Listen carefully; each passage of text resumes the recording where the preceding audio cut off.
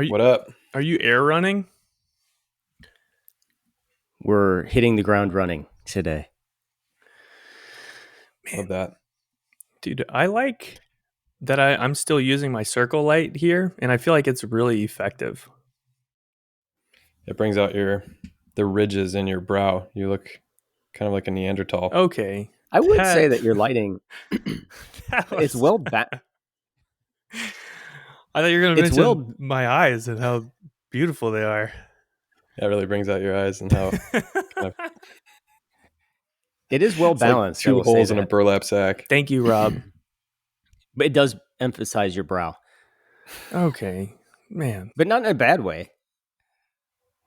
I've been told that guys with my complexion and hair and stuff shouldn't wear a red t-shirt, although I do wear them, particularly at the gym. But it does make me look even paler to Really? wear a red shirt. Yeah. If you're in red I don't know shirt. if that's Oh wow.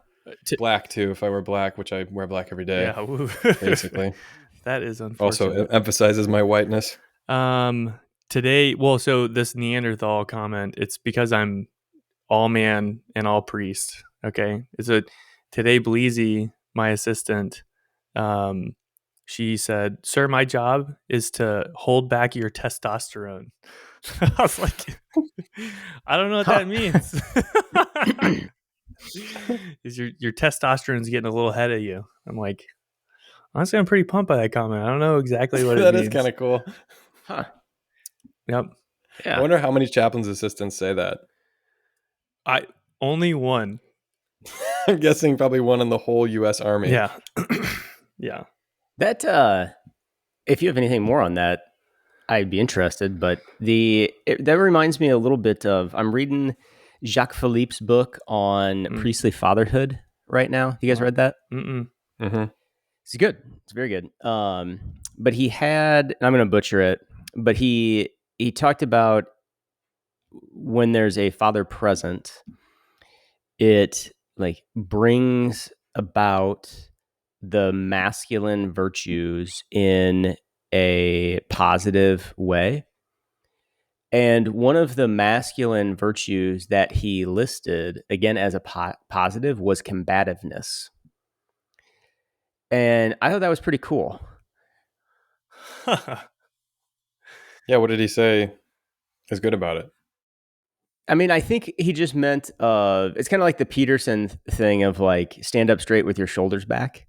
Mm-hmm. You know, he listed like 5 of them, but combativeness was definitely one of them. So in no way was he saying like at someone's expense or like in an out of control way.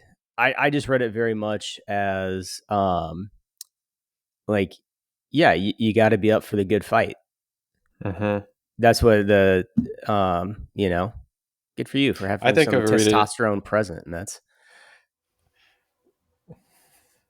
I read it as assertiveness over aggressiveness. I can't remember the Jacques Philippe what he meant by that exactly. It was rough since I read it, but other things I've been reading, like in even the psychological and spiritual realm of like maturation and what it just looks like to be a mature human. But I think particularly in the masculine virtue arena, like what we recognize as manly, is someone who is assertive.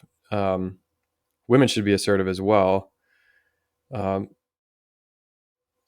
it just seems to fall a lot into the man's, like if a man doesn't stand up and speak a truth, regardless of whether he'll be liked for it or not, the rest, the women and children, like that, it is sort of a paterfamilias role that I remember as a child thinking like my dad was mad or something, like, or something really mattered to him and he was taking a stand. That was something very impressive and kind of attention getting to me. And I think the original male sin is this passivity of Adam in the garden of not stepping forward and doing battle. You have to hold it in tension with the creatureliness dependence that we are also like that. The compensation for an insecurity in that kind of masculine assertiveness is a kind of aggressive combativeness that's immature and kind of acting out. And posturing and like proving itself. Like I'm going to play this music really loud, and then if people get mad at me, I'm just going to like give them the finger, Nice. driving down the street, like, cause I just do whatever I want, man. Like I'm just aggressive. Sorry. I'm being a dude. No, you're just a jerk, Right. Yeah. who Yeah. needs Yeah. attention. Um, Yes. but yeah, Yeah. true, like Not attention seeking. quiet assertiveness where it's like, okay, now I'm speaking, now this matters, and I'm going to cut right to the heart of it. And there's a vulnerability in that. So Or it makes even, sense that we would shy away from it. it's tied to as well. This was maybe a month ago. I preached a homily. I found it was when Jesus described himself as meek and humble of heart.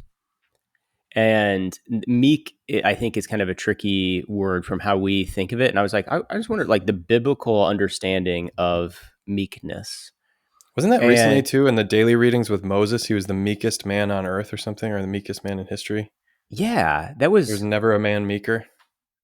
It yeah. reminded me of the Baron's favorite Simpsons quote is when Flanders calls Reverend Lovejoy one of his religious quandaries, and he's like, Reverend Lovejoy, I'm a little worried because I'm pretty meek, but I could be meeker. It's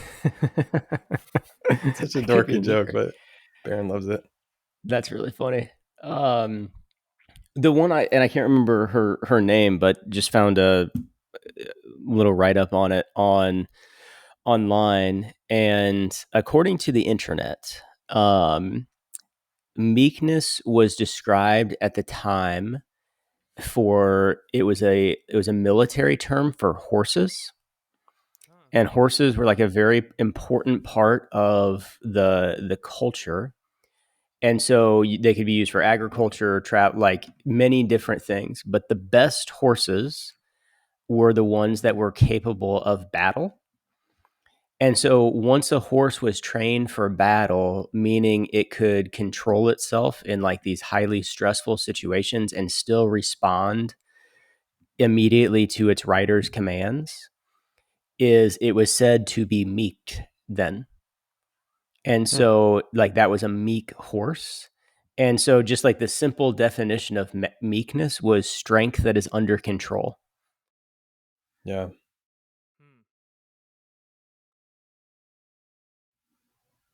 That's good. Wait, The where did meekness, you see that? Who said that? the internet wrote it. It was on the internet. That's I think it was ChatGPT. Well, I'm sold.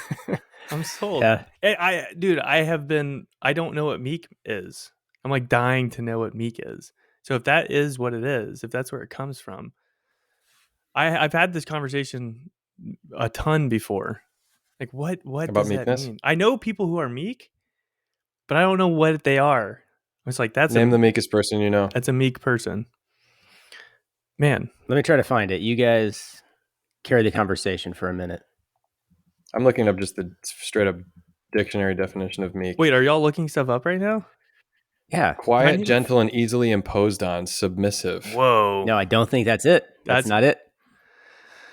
Well, it does make me think there's the fatherly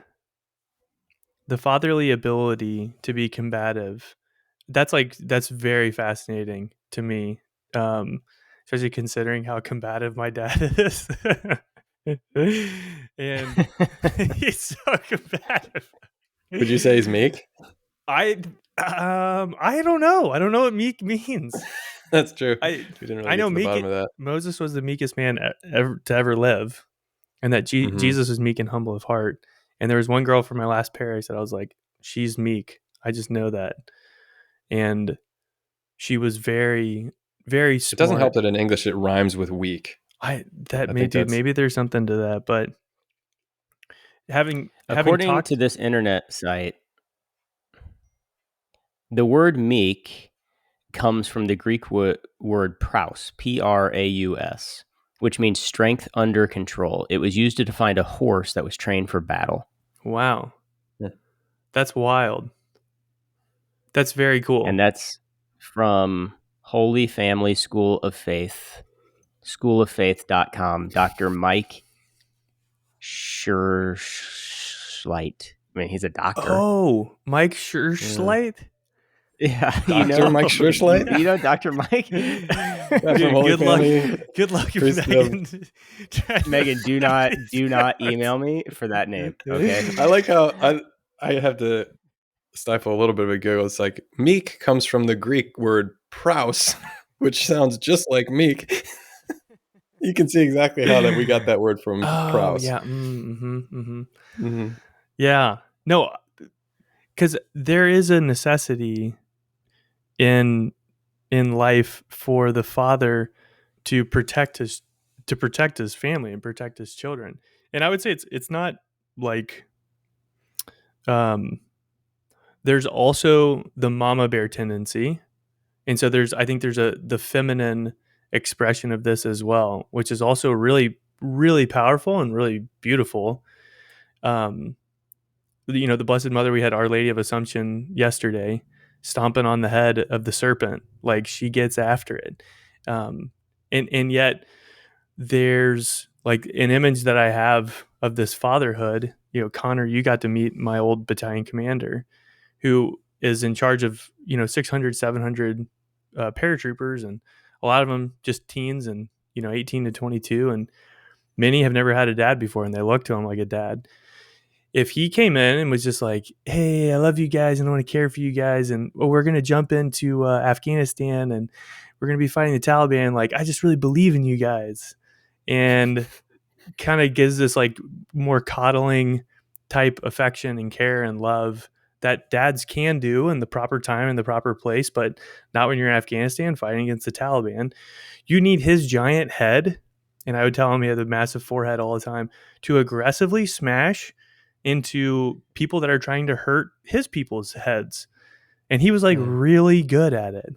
And it was really beautiful to see that there was a dad that was willing to face like real evil, which really exists, in the name of protecting his people, which is not posturing. It's appropriate, and it's in the proper context. Um, and I can see that like 100% is like that shepherdly, priestly role, that there is a component to protecting. It's a very realistic characteristic, because it acknowledges the reality of original sin and the enemy. Like the enemy's lurking, and he's prowling like a roaring lion. Okay, so it's like you got to be ready. You got to be ready to do battle with that dude. Yeah, I love that. My dad, for the sign of peace that he would do for us, this is how aggressive he was. He would take our head and his head and just smash our heads together like that. It would peace be with you, and we would just clunk noggins. Headbutt each other. Yeah, we would headbutt each other. And he was like, that was a deep, That's awesome. That's a deep sign of affection for my dad. Mm-hmm. Yeah. Yeah, I'm thinking of all sorts of examples, because I think I am more of a sensitive, and was more of a sensitive boy growing up that needed, I think, more encouragement than simply just like, come on, do it, live up to this. And there were times, like I remember on the fire crew, because I very much wanted to like be tough and do things that would test me, and to get that tough love and be pushed beyond what I thought I could do. But then there would be a line where it's like, sometimes you get in those kind of male dominated environments where there is more of a freedom to just be like, hey dude, just this is the way it is, and we're just being dudes, and we're going to tell you how it is, and we're not going to coddle you. But it, like, you can tell when it goes from like, I'm doing this out of love because I see the potential in you and I want to cultivate it and push you beyond your comfort zone, to like, I kind of despise your weakness here, and I'm going to shame you as a way to like get you to stop being that way, because that's not acceptable here, And I remember several times, and we were like out in the woods for weeks at a time, and it wasn't exactly like you could just walk off the job site and go home. But I was like, man, I'm going to quit when I get back, because I just felt like so small. Trying to figure out, I'm trying to like live up to expectations, live up to standards that I've never run a chainsaw before. I've never driven a stick shift. I've never been in a helicopter. I've never done any of these things that are like new to me. And instead of getting encouraged, the first year I was out there, I got very encouraged all the time. But I think the second year there was just like more expectation on me, and I had a lot of room to grow. I was like 22, 23 years old. I was still pretty immature. But yeah, there was just some times where I'd get that and be like, dang, dude, that sucks. Or that really doesn't feel very good. Getting pushed in that way where it's like, I feel more exposed than protected. And that said, I will say also, kind of like what we were talking about last time, I mentioned that idea of like fear being a useless emotion, that the truth of the matter is that we are actually safe all the time, that we are in the safety of the Father's love for us. That's our truest identity. Like the Kern, you talk about loved by God is who you are. So you're never really in danger. I mean, you could be in physical danger of dying, and like naturally you resist that, and the fear response gets you to like make the change, stop touching the hot stove, or run away from the mauling bear or whatever. But generally speaking, like I get anxious in weird situations that I don't understand why I have this deep anxiety. Like I'm always afraid of being late for my flight. Like just traveling makes me anxious. Just the other day I took the train because I'm like, there's traffic in Chicago is so insane right now. Like half of the lanes are closed on the main expressway. So just trying to find other ways to get places, like riding my bike, taking the train, but then like at trying anything new or doing like getting out of my comfort zone, or like maybe I'll miss that train, or I don't know if you can take your bike on the train. And I'm like looking at it, like just these little things where I feel like I'm not comfortable. I'm going to be rejected. It's not okay for me to be in this situation. Like that's where I think meekness, there was a story of John Paul II when he went back to Poland as the Pope, and the communists like let him come. And that famous scene where he's like I think it's in Krakow or Warsaw, Mm-hmm. and everybody's chanting, "We want God." Mm-hmm. And it was said in whatever documentary I was watching that the communist commandant or whatever, who was like kind of co-hosting this event and kind of like supervising and making sure that there wasn't any political whatever upheaval, was like trembling as he realized like the public opinion here has completely gone against him, whereas John Paul II was just like stone steady, like smile on his face, in the middle of like this huge clash of ideology and worldviews and political power and stuff. Like he's able to just be in that situation and not be afraid at all, like totally in himself. I remember when I heard that story, it actually made me feel very scared. Like, how could I ever get there? Like John Paul II is like Batman or something. He's like such a superhero that how is he just not afraid of anything, standing there in front of millions of people and the Soviet Union behind him. But I think it's this, what Mother Mary Frances talks about with meekness in the Beatitudes book, was like just refusing to play the games of territorialism. It's like, I will not fight over territory, not because I'm just a pushover and you can tell me whatever to do. It's that like everything belongs to me. There's no point in fighting over it because it's mine anyway. Like the meek will inherit the earth. So she talks about, there's some phrase about St. Francis that he swung the whole world around like a trinket at his wrist. Like he was just everything. He owned everything because he was God's son. Hmm. And so he didn't have to fight over anything. If somebody tried to take something from him, he's like, okay. Like it was growing out of a place of not like, I've achieved this level of equanimity to where nothing scares me. I'm this perfect horse that bombs can be going off and I don't shake. It's more from like this place of security, like a little kid in his father's arms, that I don't have to fight because that's not my fight, and whatever I need to do this part of the fight that I'm called for is like provided for me in the moment I need it. So I like that. I mean, I still like the definition of strength that is under control, because then even in that, there's a freedom of like when to be passive and when to be like assertive, if you will. Yeah, and I think it's one of those things that like it's in yeah, it's embodied in people. So it's like you kind of know it when you see it. But that's an amazing. I really like Mother Mary Frances as well, but the that's an amazing image to think about, like John Paul standing there in the midst of that. My I don't brain know. would be on fire, dude, in Yeah. that situation. But at the same, like I it was interesting because as you described that of like that whoever the communist was shaking and him like kind of standing there in this engagement with this moment, steady. He would like obviously he was a poet, so he was a deeply like feeling guy. But I don't know if it was the Weigel biography of him or another story I read, but he was a very like tender guy as well.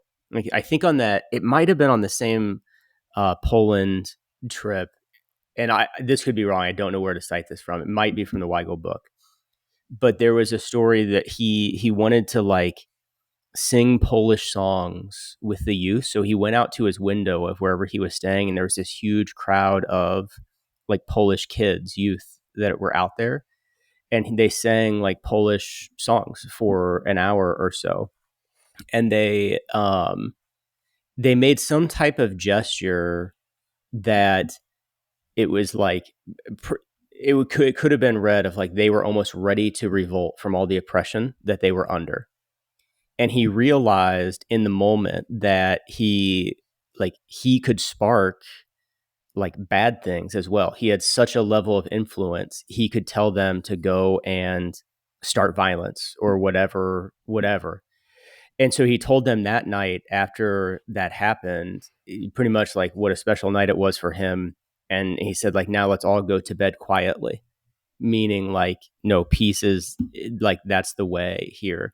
But then the story is like, as soon as he went back either to his room or the car that he was going back to his place, he just like wept and wept and wept for those kids and kind of the gravity of the moment. Wow. So I don't know. I was always just moved by like, as you said that, I don't know, it came to mind. So That's so insane, dude. I I would have caused World War III 100%. right. That's just like Well, yeah, the, this gets to the how high God's ways are above our ways. Because look at the Father, his love for the world you know, is manifested in the gift of his Son, who he doesn't come to fight for, but allow us to suffer. And that to me is like what John Paul II is grieving there is something so sublime, like it's beyond anything words can put into, you can put into words, that he's both with these young people, like 100%, his heart belongs to them, and yet he has to allow them for a time at least to keep suffering under this oppression. sure. um, Well, and his capacity to navigate and experience, really receive the full weight of a range of emotions within a span of just a few, hours that are that would be life changing for, any individual. And he just takes it in stride. And I'm sure it's not just another day. Like we tell the story because it is remarkable, but the grace with which he moves through very complex situations is unbelievable. And I go back, like, this is the fatherhood thing, that his dad, in like nowhere, in the middle of nowhere where nobody saw and nobody kept score, nobody was watching, formed his son to pray and to be the man that he was. And like his dad's hidden love in somewhere Poland, I should probably know where in Poland, has Wadowice. Wadowice, there we go, has now in some way played a part in this like great revelation of God's love for the world and humanity's desire for God. It's like this little moment and then this like really bright, brilliant moment of like hidden hidden grace and then this full revelation of grace from a little father to like the father of the world, the father of, of the church and our father. And yeah, to see how those two things are connected. And it's pretty wild. Yeah. And Well, so it's God. I think right, that's God. And I think JP2 had the capacity to move from those little hidden moments. So that's like, with those crowds and by himself, very hidden. He's with the Father, which he learned from his father. And then he can go into these big moments where literally the Mm-hmm. whole world is looking at him and he leads the most successful, most peaceful revolution in human history. Nobody died, and the Berlin Yeah. Wall collapses and Poland is free of occupation of the Soviet Union. It's never happened before ever in human history. Yeah. And the You're father, saying even to be able to discern through like the decisions of like the day, like feeling the weight of that responsibility and yet not panicking, not overcompensating, trying to control the situation, realizing like, wow, I have a lot of influence here. What should I do with it? But just the ease is because he's formed by the Father dude, and depends on him. I would have blown up the Or world. not rushing. Yeah, just like Mm-hmm. the patience, or again, I like the strength under control there of I've never associated that, but yeah, that's now what I understand as meekness. JP2 destroying communism. Mm-hmm. Was from being meek. Yeah, Mm-hmm. but it's like destroying communism with song, prudence, and like tears and presence. Like that's not the way that you think communism falls. Right. That's insane. It's pretty baller. I have somebody that You comes were into my talking about that. office and they're like a little bit upset and I'm like, "Oh, there goes my day. Here we go." Yeah. Yeah. Another one. I was thinking about with your talk about John Paul II's father and that hiddenness leading to this brightness. I was passing through Arvada, Colorado, with Father Nathan Goebel. Stayed at his house for a night on our way back from Idaho in July, and I saw a Michel Dupont funeral pamphlet, like program or whatever, on this shelf in the sacristy. And I asked Nathan about it, and he's like, "Oh, she was baptized here, actually. Her parents, her family came through Arvada and told him this, like that they were living there at the time when she was born, and then they moved to, I think, South Dakota, and were living on a ranch there. But yeah, lived in this suburb of Denver for a little bit, and this kind of nothing modern looking church, nothing particularly beautiful or remarkable about it. And this little baptistry in the back of the narthex, there, this young woman who became a saint. She was baptized as a little baby. Hmm. Well, I think she's a saint, but it's pretty remarkable, and that's what I mean, that it's God. Like that's the Holy Spirit works in these totally hidden ways that, by the world standards, you'd think, how could that be? How God gets into His world for healing and for restoration, but it is. I know it gives me a lot of confidence that you don't have to create an experience. You don't have to manufacture it. It's just, we've talked about this before, this like inexorable unfolding of the kingdom that's happening, and we Yeah. get to cooperate with it. It's pretty cool. Dude, I'm also really great and I do actually have to go. So maybe I'll just give myself the last word. Um I'm so grateful for the saints. Like how can you talk about meekness as a principle without pointing as a reality, without pointing to examples to make sense of what that word means, and to have people that have played it out, to play it out in time and space, that you can actually see what it looks like. So then it's like, oh, JP2 has actually showed what meekness looks like now I know that there's another way, that it's not power and it's not passivity, but it's like, I still don't know what meekness is, but it's something like what JP2 did, and what all these other saints did. Um, and now I have confidence that like I can play another game. I'm not going to play the game of the world. I'm going to play another game, and I think this is actually the best way to do it. Like, thanks be to God, we have the saints that we can point to. Yeah.